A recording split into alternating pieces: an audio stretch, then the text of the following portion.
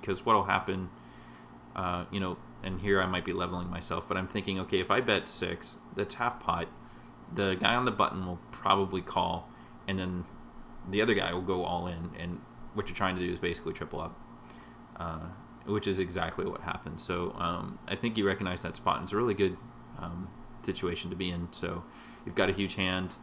It's not too vulnerable, but a little, and you're really looking to triple up, and you can do it with you know, loose passive calling stations.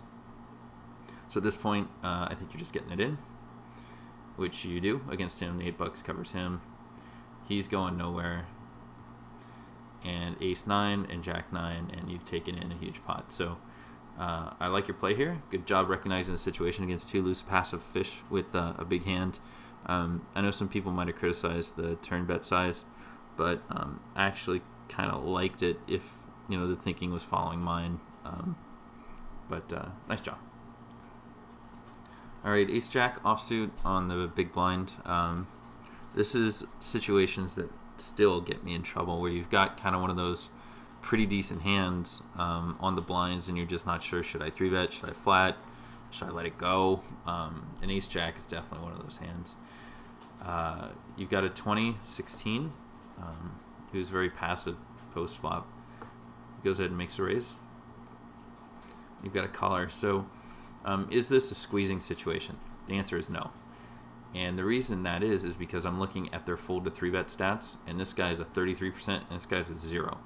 So you got to think of what your bet's going to accomplish here, and I'm thinking, you know, I'm guessing, I haven't seen the hand here, but I'm guessing it's going to accomplish nothing. I think what's going to happen is that you'll bump it up to $354, and he'll call, and this guy will call or fold. And then you're going to most likely play, you know, an okay hand out of position and really hope you hit a flop. So you did squeeze. I had a feeling that's what was going to come. And he calls and he folds. So that scenario kind of played out. And then, you know, you've just totally airballed this flop. I mean, you've got a gut shot in 2 overs. It's not, I guess, a total airball, but it's not a real good position to be in. But if you're going to c-bet this, you're going to c-bet it strong. A lot of people play fit or fold in 3-bet pots, so you know, go ahead and bet 415 to 7. I think that's a little low. But I think, you know, it's not too bad, because in 3-bet pots you don't need to be, you know, c-betting your regular 75% amount. So now that I think about it, I think it's okay. I might have bet it a little stronger. And he goes ahead and calls. So now you're just okay. So you've just airballed everything again. And this is just makes a great case for, you know, looking out for those squeeze situations where it's going to be a little bit better, or you actually want people to fold, you know, when you have ace jack. So you check, he bets, and it's a little less than half pot, which is kind of weird, but I think this guy's just playing something goofy, like maybe jacks or 10s or something, and you know, he's definitely never folding, so you just kind of give up and go away. So it's just one of those really bad spots to be in. You know, I didn't like the squeeze situation that you were in. I'm not sure if you had the reads that I have at this point when you made it, and I really didn't like the squeeze size. I thought it should have been more. So keep that in mind for next time. Jack's on the small blind, limper, and a razor. So I know a lot of people here will simply set mine with the jacks, 3-bet. I mean, might take it down, but chances are you're going to play, you know, if you make a big raise here, you might be forced into playing in a way ahead, way behind situation post-flop, because 50% of the time an ace, king, or queen is going to flop when you have jacks, which just sucks when your head's up and out of position. So you go ahead and make that raise, and you get a couple of pedestrians here. So, wow. Exactly that situation played out, which is just terrible. You're way ahead, way behind. 2 other villains in the hand, and you're out of position. I just really hate this all the way around. It looked like you did too.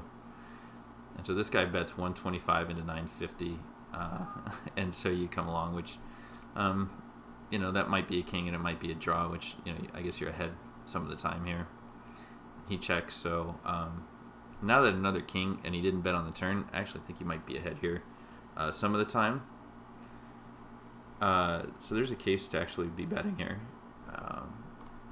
you go ahead and bet, and it's a nice little amount. I think he's just going to call and maybe show up with a stupid king, and he min raises you. So, another really crappy situation. The problem I have here is that he's pretty passive.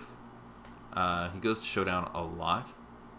And I mean, this is just so weird. His story isn't adding up to me, because if he had a king, he would have kept betting, especially on the turn. So this might be a busted flush draw, and I'm leaning in that direction, or complete error. So I think you're calling. I'm not believing the king story that he's telling you. So I would like a call here, actually, and you do. So good job. Looks like we're thinking a lot alike in a lot of these situations. And he shows complete error. So nice job recognizing that situation. You really got to think of the story. Some people and your opponents are telling you when you're playing a poker hand, a poker hand is a story in every time. And sometimes the story is a complete lie, and you can see right through it, and you got to be able to look it up when you've got something that you think beats it. And other times, you know, it's a great story and it looks really big, and you got to be able to recognize those big stories so you don't get involved and get crushed. So very interesting hand here, where you see a loose passive guy just bluff randomly with a min raise on the river. All right, I think we got time for a few more hands here. And you've got aces under the gun, four-handed though. Make your standard raise. And I like the fact that you're doing 4 times. It's just so necessary at 25 no limit, especially at 6 max. So we see some folds and a call out of the big blind, who's going to be playing out of position, and pretty good flop for you. He checks, and you go ahead and c-bet it, and he calls. Okay. He's folding half the time, so we're not quite sure what that means, but we know over 145 hands, he's never folded to a turn c-bet. So crazy. You're just hoping you're getting value. And maybe the absolute worst card came on the turn for you. So he checks. I think you're still betting. And you check. Okay. I guess you might have had a read that, you know, maybe he flopped a set of 3s, or, you know, maybe, well, I guess that would mean he turned a boat, and you're just super behind here. But maybe your read was a queen, which is what I'm thinking. I don't know. I think you're still betting on the turn, though. King comes, and he leads out, and so all right, the bets just disappeared. Let me move back here. So he bets here at the river, and he might have perceived your turn for weakness. I think you're ahead here a lot of the time. If you had a specific read that this guy's set mining and he's never continuing with a flopped set or less, or he did have that queen, it might a lot of the times be you know, some sort of 9 hand, like Jack 9 or something. But you know, we don't know. We know he's shown some strength by calling your pre-flop raise, but nothing after that. So clearly never folding. There's a case to be made for raising. But if you flat here, I'd kind of understand, especially if it's kind of villain specific. And you go ahead and do, and he shows the boat. Okay, so it looks like you had that read and you went with it, which is good. So that just about wraps it up. Let's take a look at some of the stats. Okay, so it looks like you were pretty profitable here. For 6 max, you know, 19-15 is pretty good. I mean, that's aggressive, it's tight aggressive. Anything between, I think, 17-15 and 20-17, you're tight aggressive. And above that, like if you're playing 24-21, you're loose aggressive, in my opinion. But for this level, you know, you're gonna get so many situations where you're betting for value that playing a tighter range is better, because people don't fold. So let's see here. Steal percentage 23.5 seems super low, but I'm only judging this off of 683 hands, which is literally a drop in the bucket of what I should be measuring these stats on. However, for this whole thing, you know, if your steal percentage is say 23% for 10,000 hands, you really, you know, should be stealing a lot more.